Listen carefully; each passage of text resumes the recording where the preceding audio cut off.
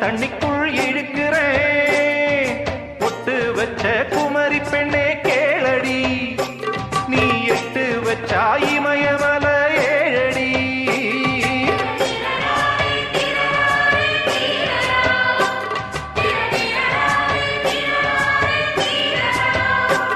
ஏய் அழற பொண்ணே கொஞ்சம் சிரிச்சு கூடு, அந்த சிரிப்புக்குள்ள துன்பம் எரிச்சு போடு.